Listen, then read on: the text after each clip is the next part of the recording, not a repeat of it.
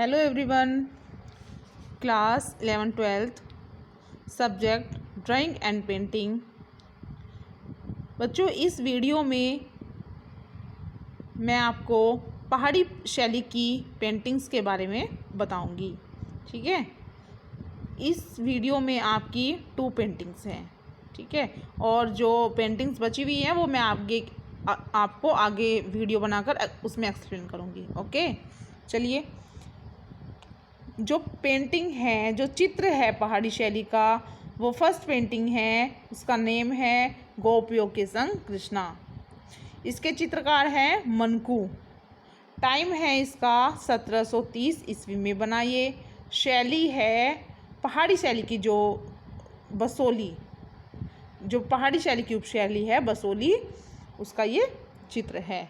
माध्यम है इसका पृष्ठ पर जलीय रंग। ये टेम्परा कलर से बना है। और जो इसका सौजन्य है, मतलब जो ये पेंटिंग है, ये कहाँ सुरक्षित है? ये राष्ट्रीय संग्रहालय नई दिल्ली में सुरक्षित है। इस पेंटिंग की जो विषय वस्तु है वो देखिए, वो क्या है? यह है पड़ा चित्र। मतलब ये जो है ये वर्टिकल शेप में है, मतलब पड़ा हुआ चित्र है। यह है पड़ा चित्र गीत गोविंद श्रृंखला, जो जयदेव द्वारा रचित है, उससे लिया गया है। यह चित्र राधा व कृष्ण पर आधारित पौराणिक साहित्य व नाटकों पर आधारित है, जिसमें कृष्णा व राधा को ईश्वर को समर्पित आत्माओं का प्रतीक माना जाता है। देखिए बच्चों, आप पहले इस बुक की लैंग्वेज को पढ़ने से पहले ये देखेंगे, ये मतलब जो पेंटिंग है ये कैसा चित्र है, इसमें इसे ऑब्जर्व करेंगे, इसमें कितनी आकृतियाँ दिखाई गई हैं, जो पीछे इसमें प्रकृति दृश्य है, जो प्रकृति बनाई गई है वो कैसी है, कैसे कैसे पेड़ हैं, ठीक है, किस किस कलर के बनाए गए हैं, ठीक है, उनमें जो चित्रकारी की गई है वो किस प्रकार की गई है। इसमें आगे देखिए नदी का किनारा भी दिखाया गया है। इसका जो बाहर का ये जो किनारा है, जिसको हम बॉर्डर बोलते हैं, ये लाल रंग से बनाया गया है। ठीक है, पहाड़ी शैली के जितने भी ये बॉर्डर हैं वो अधिकतर सारे लाल रंग से चित्रित हैं। और जो मतलब इसमें जो इसकी पृष्ठभूमि है, जो इसकी अग्रभूमि है, जो इसकी पृष्ठभूमि देखिए, जिसका बैकग्राउंड है, वहाँ थोड़ा उन्होंने पेड़ पौधों के नीचे ग्रीनिश था, थोड़ा ग्रीन कलर लगाया है वहाँ, मतलब घास दिखाने का इन्होंने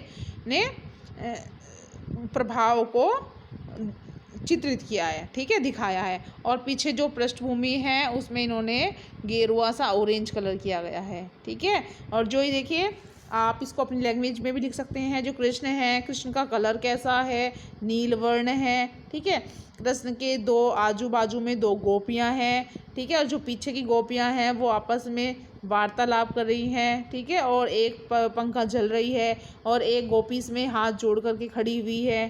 ठीक है, एक बार पहले आप किसी भी पेंटिंग को खुद ऑब्जर्व करेंगे और उसके बाद बुक से पढ़ेंगे तो आपको जल्दी से समझ में आ जाएगा। ठीक है, चलिए मैं आपको इस पेंटिंग के बारे में बता देती हूँ। इस कलाकृति में 8 गोपियों को कृष्णा की पूजा करते हुए दिखाया गया है। बच्चों, जो ये पेंटिंग है ना गोपियों के संग कृष्णा, ये लास्ट ईयर बोर्ड में आया था कि गोपियों के संग कृष्णा है ना, उसके बारे में आपको एक्सप्लेन करना था। ठीक है, अब आपने जो इसकी मेन चीज़ थी वो सबसे पहले बताई है इसमें बुक में। इस कलाकृति में 8 गोपियों को कृष्णा की पूजा करते हुए दिखाया गया है।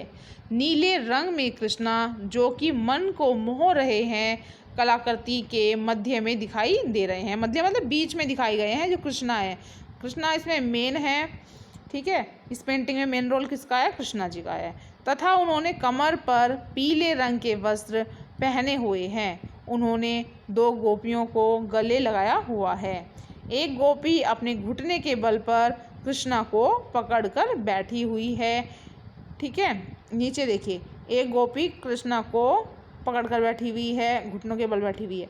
ठीक है, बल्कि एक अन्य गोपी कृष्ण के सामने झुकी हुई है, वह कृष्णा के पाँव छू रही है। ठीक है, एक इसमें घुटने के बल बैठी है और एक कृष्ण के पैर छू रही है। एक गोपी दाईं ओर हाथ जोड़कर अपनी एक पीछे खड़ी दासी, जिसने कि एक गोल पंखा पकड़ रखा पकड़ा हुआ है, पकड़ रखा है, खड़ी है। ठीक है, उसने देखिए ये सबसे जो लास्ट में है, इसने एक गोल पंखा पकड़ रखा है और ये गोपी खड़ी हुई है। उसके हाथ में एक तो पैर छू रही है और एक इसमें खड़ी हुई दिखाई गई है। यह गोपी शायद राधा है। जो पंखा ले रही है इसे ये अनुमान लगाया जा रहा है कि ये गोपी शायद राधा है। जो दो गोपियां बाईं ओर खड़ी हुई एक दूसरे के साथ बातें कर रही हैं। जो गोपी बाईं ओर अंत में खड़ी है उसके हाथ में एक चौरी पकड़े हुए है। ठीक है, चौरी पकड़े हुए है। कृष्णा के ध्यान को आकर्षित करने के लिए कोई भी गोपी कोशिश नहीं कर रही है, बल्कि सभी कृष्णा को खुश करने की कोशिश कर रही है। कृष्ण का मुकुट ऊपर की ओर पंखों से सुसज्जित किया गया है। ठीक है, दिखाया गया है। सभी गोपियां एक जैसी दिखती हैं। वे सबने सुंदर आभूषण पहने हुए हैं। इन सब गोपियों के वस्त्रों साथ में झिंगुर जैसे हरे रंग के बस्ते पड़े जड़े हुए हैं। ठीक है, इंसेक्ट बैटल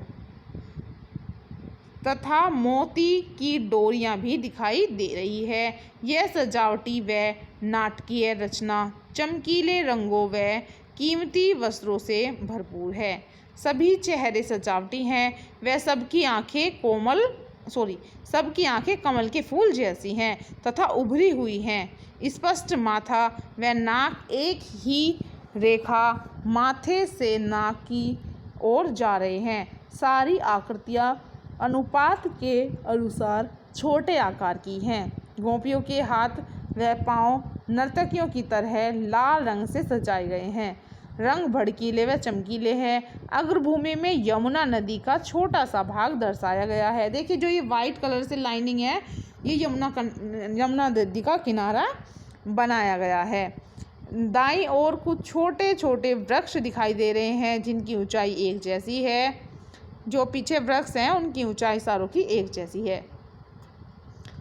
वह जिनके पत्तों के आकार अलग अलग हैं। क्षितिज रेखा हॉरिजॉन्टल लाइन। कृष्णा जो कि सभी आकृतियों में सबसे लंबे हैं। कृष्णा जो है, जो सेंटर में खड़े हैं, वो सभी आकृतियों में सबसे लंबे हैं। के कृष्ण के सिर के पीछे दिखाई दे रही है। कृष्णा जो सबसे लंबे है, जो सेंटर लाइन है, वो कृष्ण के पीछे, सर के पीछे से दिखाई दे रही है। इस रेखा पर फिर से एक जैसे आकार के सजावटी वृक्ष हैं। ऐसा प्रतीत होता है जैसे कि चित्रकार स्पष्ट पृष्ठभूमि दिखाकर अग्रभूमि को रंगीन आकृतियों की स्पष्टता दर्शाना चाहता है तथा इसीलिए उसने क्षितिज रेखा को ऊंचा दिखाया है। आभूषणों को स्पष्ट दिखाने के लिए सजावट की गई है। प्रकृति की सुंदरता गोपियों की भक्ति की पूरक है। लहराता हुआ आकृतियों के पीछे पृष्ठभूमि की संतरी रंग तथा देखिए जो मैंने आपको बताया था, पीछे जो है ये ऑरेंज कलर संतरी रंग है। इस कलाकृति को असाधारण चमकीला प्रतीत करवा रहा है क्योंकि ये बहुत ही ब्राइट कलर है, बहुत डार्क है। प्रेम व भक्ति की भावना एक प्रेरणा है तथा इस कलाकृति का मुख्य विषय है। वह बड़ी सुंदरता से इस पहाड़ी चित्र में दर्शाया गया है। बच्चों कुछ मतलब जो ये है कुछ तो आप इनको देख के जो कुछ बुक में लिखा हुआ है उसके अकॉर्डिंग करेंगे और कुछ बातें ऐसी हैं जो मतलब इन्होंने इसमें नहीं लिखी हुई है। आप उसको अपनी साइड से मतलब पेंटिंग को ऑब्जर्व करके अपनी साइड से बना के लिख सकते हो। जैसे ये इसमें 8 गोपियाँ दिखाई गई हैं। ठीक है, 2, 4, 6 और 2, 8। ठीक है, 2 तो नीचे है, 2 कृष्ण जी के पीछे वार्तालाप करती हुई दिखाई गई है और 2 गोपी कृष्णा जी के दाएं बाएं हैं और 2 गोपियाँ उनमें से एक पंखा झल रही है और एक हाथ जोड़कर खड़ी हुई है। ठीक है, देखिए अब इसमें 8 गोपियाँ हैं। आप उन 8 गोपियों की जो पोशाक है, ठीक है, उनमें से जैसे 3 आकृतियों ने पीले रंग के वस्त्र पहने हुए। कृष्णा की जो धोती है वो पीतांबर है, जो एक सबसे साइड में खड़ी है दाएं और बाएं में लास्ट में खड़ी हैं। उन दोनों गोपियों के जो लहंगे हैं वो येलो कलर के हैं और येलो और पिंक कलर के हैं। ठीक है, इन्होंने पारदर्शी ओढ़नी ओढ़ रखी है, सभी ने आभूषण पहन रखे हैं, सभी की जो इनका जो पटका है वो सर पर रखा हुआ है। ठीक है, और आप जो इनके आभूषण बनाए गए हैं, इनकी माला है, इन्होंने सफ़ेद मोतियों की एक माला भी पहन रखी है। तो आप सही से उसको पेंटिंग को ऑब्जर्व करके कुछ बातें अपनी साइड से भी इसमें डाल सकते हैं। ठीक है, तो और भी ज़्यादा अच्छा रहेगा। ठीक है, अब इसकी बच्चों दूसरी जो पेंटिंग है वो है, देखिए ये पेंटिंग देखेंगे आप सभी बच्चे, ये पेंटिंग देखेंगे। देखो इसकी जो दूसरी पेंटिंग है उस पेंटिंग का क्या नेम है, अयोध्या के सिंहासन पर राम की पादुकाओं की स्थापना कर उनकी पूजा उपासना करते हुए भरत। ये रामायण का एक दृश्य लिया गया है। इसके चित्रकार नैनसुख है। माध्यम कागज पर जलीय रंग से बना हुआ है और इसका जो टाइम है वो 1780 से 1785 में, और ये गुलेर शैली का चित्र है। पहाड़ी शैली की जो उपशैली है गुलेर, उसका चित्र है। सौजन्य राष्ट्रीय संग्रहालय नई दिल्ली में ये सुरक्षित रखा हुआ है। इसकी विषय वस्तु देख लेते हैं एक बार। ये जो चित्र है किस विषय से संबंधित बनाया गया है। रामायण की कथा के अनुसार भरत राम को चित्रकूट से वापस अयोध्या चलने के हर तरह से आग्रह में नाकाम रहे। मतलब उन्होंने ये कहा, भरत ने राम को, कि आप यहाँ से वापस घर चलो। उन्होंने हर तरह से प्रार्थना की लेकिन फिर भी वे नाकाम रहे। तब भरत राम से प्रार्थना करते हैं कि वह अपनी चरण पादुकाएं उन्हें दे दे ताकि वह अयोध्या के सिंहासन पर उनके प्रतीक के रूप में उनकी स्थापना कर सके। वह केवल राम के प्रतिनिधि के रूप में ही कार्य करेंगे। चित्रकूट से लौटने के पश्चात वह भरत राम की पादुकाओं को अयोध्या में सिंहासन पर स्थापित कर देते हैं। देखिए आप देख भी सकते हैं इसको, ये पेंटिंग को देखेंगे आप। चित्र में भरत को मृग छाल पहने हुए, जो ये पेंटिंग है इस चित्र में भरत को मृग छाल पहने हुए, सिर पर एक कपड़ा लपेटे हुए, हाथ में चंबल लिए हुए राम की शरण पादुकाओं की पूजा करते हुए दिखाया गया है। स्वर्ण के सुंदर सिंहासन पर, मतलब सोने का जो सिंहासन है, और एक तकिए के सहारे पादुकाओं को सजाया गया है। चरण पादुकाओं के ऊपर एक झालरदार स्वर्ण छत्र सजाया गया है। उसके ऊपर चांदनी भी लगाई गई है। ठीक है, जो ये वाइट कलर का जो कपड़ा लगा हुआ है इसके ऊपर ये चांदनी भी लगाई गई है। ठीक है, और इसमें क्या है, सिंहासन के चारों ओर एक क्षेत्र को एक कनात के सहारे घेरा गया है जिसके अंदर अयोध्या के नागरिक और सभासद राम की पादुकाओं के प्रति सम्मान प्रकट करने के लिए उपस्थित है। कनात के पीछे दूर पहाड़ी पर एक राजमहल बना हुआ दिखाई पड़ता है। यह अयोध्या का प्रतीकात्मक है। हल्के रंगों और बारीक रेखाओं की सहायता से जिस कुशलता से इस चित्र को चित्रित किया गया है, उससे यह जान पड़ता है कि गुलेर के प्रसिद्ध चित्रकार नैनसुख के द्वारा ही यह चित्र बनाया गया होगा। लाल तथा नारंगी रंग का प्रयोग अत्यधिक किया गया है।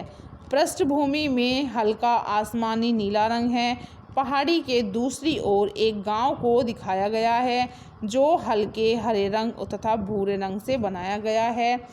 बाईं ओर हरा जंगल है तथा दाहिनी ओर एक बड़ा वृक्ष अग्रभूमि में बना है जिस पर कनात तथा चांदनी को बांधा गया है तथा तना है भूरे रंग का और ऊपर से हल्का तथा गाढ़े रंगों से बने वृक्ष चित्र को अच्छा वातावरण देते हैं। ठीक है, तो बच्चों इसकी दो पेंटिंग थी पहाड़ी शैली की जो मैंने इस वीडियो में आपको एक्सप्लेन की है। एक तो थी गोपियों संग कृष्णा और दूसरी अयोध्या में सिंहासन पर राम की चरण पादुकाओं की स्थापना कर उनकी पूजा करते हुए भरत। ठीक है। अब आपकी 3 पेंटिंग और रह गई है इस चैप्टर की, वो मैं आपको नेक्स्ट वीडियो में एक्सप्लेन करूँगी। ओके बच्चों, सभी बच्चे वीडियो को बहुत ध्यान से देखेंगे और कुछ बातें इस मतलब बुक की लैंग्वेज में नहीं दी गई है तो आप उसको पेपर में बोर्ड के एग्ज़ाम में अपनी साइड से भी बनाकर लिख सकते हो, आपको उसके और भी ज़्यादा अच्छे मार्क्स मिल सकते हैं। ठीक है बच्चों, थैंक यू।